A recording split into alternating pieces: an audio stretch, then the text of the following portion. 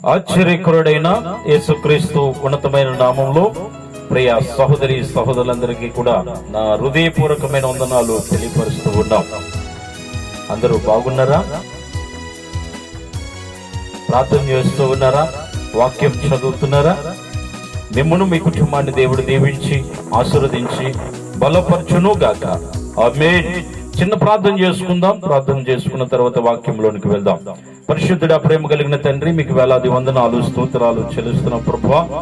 అయ్యా తండ్రి, మరొక వర్తమానం మేము సిద్ధపరుస్తూ ఉండగా నీ కృపా కాపుదల దయచేయమని అడుగుచూ ఉన్నాం ప్రభా. తండ్రి, బోధిస్తున్న నాకును వింటున్న బిడ్డలకును మీరు తోడై ఉండమని ప్రభా, మాకు కావలసిన వర్తమానం మాకు అందించమని ప్రభా, మమ్మల్ని బలపరిచి స్థిరపరిచి నీ కృపల వర్ధిల్లింపు చేయమని యేసు నామములో అడుగుచున్నాము తండ్రి. ఆమేన్. మంచిదండి. ప్రియ సహోదరులారా, ఈరోజు వాక్య అంశం ఏమిటంటే, విడిచిపెడితే నిన్ను విడిపిస్తాడు. హల్లెలూయా.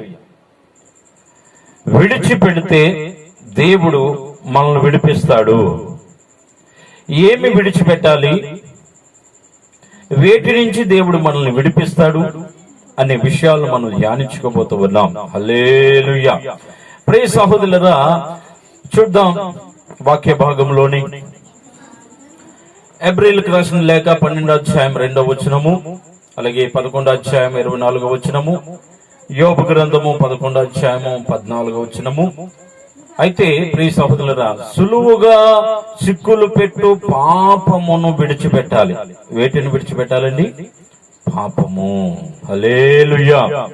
మొదటిగా బైబిల్ ఏం చెప్తుందంటే, సులువుగా చిక్కులు పెట్టు పాపమును విడిచిపెట్టాలి. రెండవది కోపమును విడిచిపెట్టాలి. మూడవది వివాదమును విడిచిపెట్టాలి. నాలుగవది అతిక్రమములను విడిచిపెట్టాలి. హల్లెలూయా. ప్రియ సహోదరులారా, బైబిల్ చెప్తూ ఉంది, కోపము కీర్తన 37వ అధ్యాయం 8వ వచనంలో చెప్పబడుతుంది. అలాగే సామెతలు 17వ అధ్యాయం 14వ వచనంలో వివాదమును, అలాగే సామెతలు 28వ అధ్యాయం 13వ వచనము. ప్రియ సహోదరులారా, మొదటిగా పాపమును విడిచిపెట్టాలి, రెండవది కోపమును విడిచిపెట్టాలి, మూడవది అతిక్రమమును విడిచిపెట్టాలి. హల్లెలూయా. ఇక విడిచిపెట్టినటువంటి భక్తులు ఎవరున్నారో కొన్ని విషయాలు మనం ధ్యానించుకుందాం. అలాగే ప్రియ సహోదరులారా, యోహాను సువార్త 14వ అధ్యాయం 28వ వచనం మనం ధ్యానించినట్లయితే, అక్కడ ప్రియ సహోదరులారా, సమరయ స్త్రీ కొండను విడిచిపెట్టింది. ఏమిటండి? కొండను విడిచిపెట్టింది.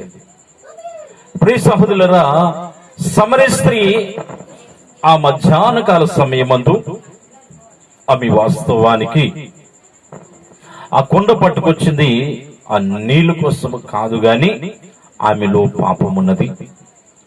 ఆమె పాపము చేయటానికి వచ్చినదిగా ఆ అధ్యాయాన్ని మనం ధ్యానించినట్లయితే మనకు అర్థమవుతుంది. అయితే యేసు ప్రభు వారు అక్కడికి సమీపించి ఆమెతో మాట్లాడి, ఇదిగో ఆమెలో ఉన్న పాపాన్ని ప్రియ సహోదరులారా విడిచిపెట్టమని ప్రభు చెప్పినప్పుడు, ఆ పాపాత్మురాలైనటువంటి స్త్రీ తన పాపమును విడిచిపెట్టింది, ఆ కొండను విడిచిపెట్టింది. హల్లెలూయా. ఆ కొండను విడిచిపెట్టింది. కొండ అనగా పాపము. పాపమును విడిచిపెట్టి యేసును వెంబడించింది, యేసు ప్రభును ప్రకటించింది. యేసు ప్రభు మాటలు అనేక మందికి చెప్పగలిగింది. హల్లెలూయా. ప్రియ సహోదరులారా, మనలో ఏ పాపం ఉందో అది మనకు తెలుసండి.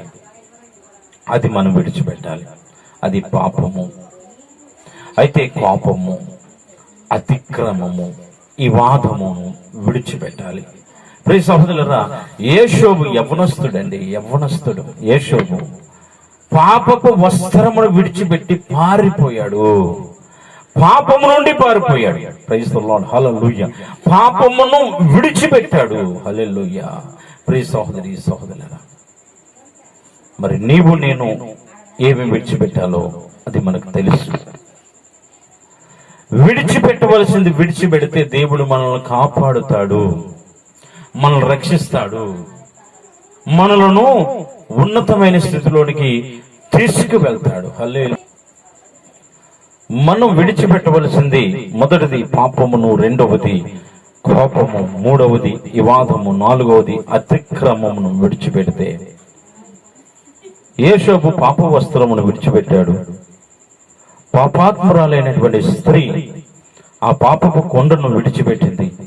అలాగే మనలో ఉన్నటువంటి ఏ పాపమైనా సరే విడిచిపెడితే గనుక దేవుడు ఏం చేస్తాడంటే, మొదటిగా ఆపదల్లో నుండి నిన్ను విడిపిస్తాడు. రెండవదిగా భయములన్నిటి నుండి నిన్ను విడిపిస్తాడు. మూడవదిగా బాధలన్నిటి నుండి నిన్ను విడిపిస్తాడు. నాలుగవదిగా పాప శాపముల నుండి విడిపిస్తాడు. ఐదవదిగా సమస్త దుర్నీతి నుండి విడిపిస్తాడు. ఆరవదిగా 6 బాధల నుండి నిన్ను విడిపిస్తాడు. ఏడవదిగా దుష్టుల చేతి నుండి నిన్ను విడిపిస్తాడు. హల్లెలూయా. నీవు విడిచిపెడితే, నీవు గనక విడిచిపెడితే దేవుడు నిన్ను విడిపిస్తాడు. నీపైన వేలుపడి చేస్తున్న ప్రతి పాపమును విడిపిస్తాడు. నీపైన వేలుపడి చేస్తున్న ప్రతి రోగమును విడిపిస్తాడు. నీపైన వేలుపడి చేస్తున్న ప్రతి దురాత్మ శక్తులను విడిపిస్తాడు దేవుడు. నీవు ముంద విడిచిపెట్టాలి. నీవు ముంద పాపమును విడిచిపెట్టు. నీవు శాపమును విడిచిపెట్టు. నీవు కోపమును విడిచిపెట్టు. అతిక్రమమును విడిచిపెట్టు. విడిచిపెడితే ప్రియ సహోదరులారా, దేవుడు చూడండి, ఆపదలో నుండి నిన్ను రక్షిస్తాడు. ఆపదలో నుండి నిన్ను కాపాడుతాడు. భయములన్నిటిలో నుండి నిన్ను కాపాడుతాడు. బాధలన్నిటిలో నుండి నిన్ను కాపాడుతాడు. పాప శాపముల నుండి నిన్ను విడిపిస్తాడు. సమస్త దుర్నీతి నుండి నిన్ను విడిపిస్తాడు. హల్లెలూయా. ప్రియ సహోదరులారా, విడిపించినటువంటి కొందరున్నారు. ఎవరంటే దావీదు సౌలు చేతి నుండి దేవుడు విడిపించాడండి. హల్లెలూయా. సౌలు చేతి నుండి దేవుడు విడిపించాడు. దానియేలును సింహాల నోటు నుండి దేవుడు విడిపించాడు. షడ్రక్, మేషక్, అబేద్నెగోలను అగ్ని నుండి విడిపించాడు. పౌలును ప్రియ సహోదరులారా అనేకమైన శ్రమల నుండి దేవుడు విడిపించాడు. నిన్ను నన్ను విడిపించాలంటే మనం విడిచిపెట్టాలి. మనం విడిచిపెడితే గనక దేవుడు అద్భుతంగా విడిపిస్తాడండి. మన కుటుంబంలో ఉన్న సమస్యలను, మన కుటుంబంలో ఉన్న వ్యాధులను, మన కుటుంబంలో ఉన్న ప్రతి విధమైన రోగమును దేవుడు విడిపిస్తాడు. ఎందుకని మనం విడుదల పొందలేకపోతున్నాం? ఎందుకని దేవుడు కార్యాన్ని చూడలేకపోతున్నాం? ఎందుకని దేవుడు అద్భుతాన్ని చూడలేకపోతున్నాం అంటే దానికి కారణం ఒకటే, నీవు విడిచిపెట్టట్లేదు. పాపము నీలో ఉంచుకుని దేవునికి ఎంత ప్రార్థన చేస్తున్నా అది చెల్లదు. పాపమును విడిచిపెట్టి నువ్వు ప్రార్థన చేస్తే దేవుడు ఆలకిస్తాడు, రక్షిస్తాడు, కాపాడుతాడు, విడిపిస్తాడు. ఎట్టి పరిస్థితులైనా దేవుడు విడిపించేవాడుగా ఉన్నాడు. హల్లెలూయా.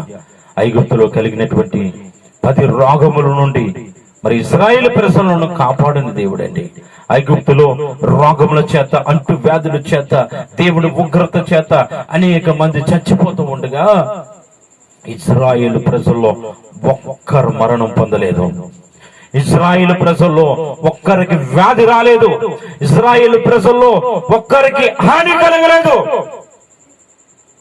ఎందుకు తెలుసా? దేవుడు విడిపిస్తున్నాడు. దేవుడు కాపాడుతూ ఉన్నాడు. నిన్ను నన్ను కాపాడబోతూ ఉన్నాడు దేవుడు. హల్లెలూయా, హల్లెలూయా. ముందు నువ్వు చేయవలసిన పని ఏంటంటే విడిచిపెట్టు. ఆ పాపాత్మురాలైనటువంటి స్త్రీ పాపమును విడిచిపెట్టింది. ఆ సమరీ స్త్రీ ఆ కుండను విడిచిపెట్టింది. యోసేపు ఆ వస్త్రమును విడిచిపెట్టాడు. మరి నీవు నేను ఏం విడిచిపెట్టాలో ఒకసారి ఆలోచించి, మనలో ఏ పాపం ఉన్నదో, మనలో ఏ దోషం ఉన్నదో అవన్నీ మనం ఆలోచించి విడిచిపెట్టి, ప్రభువా నన్ను క్షమించు నాయనా అని బ్రతిమాలుకుంటే గనక ప్రభు అద్భుతంగా కార్యం చేస్తాడు. ప్రభు అద్భుతంగా విడిపిస్తాడు. ఇదిగో మన దేశం పైన ఏలుబడి చేస్తున్న ఈ రోగము దేశం నుండి పారదోలుతాడు. హల్లెలూయా, హల్లెలూయా. చిన్న ప్రార్థన చేసుకుని ప్రార్థన ముగించుకుందాం. ప్రభువా, ఈరోజు నాతో మాట్లాడావు ప్రభు. విడిచిపెడితే విడిపిస్తానన్న ప్రభు.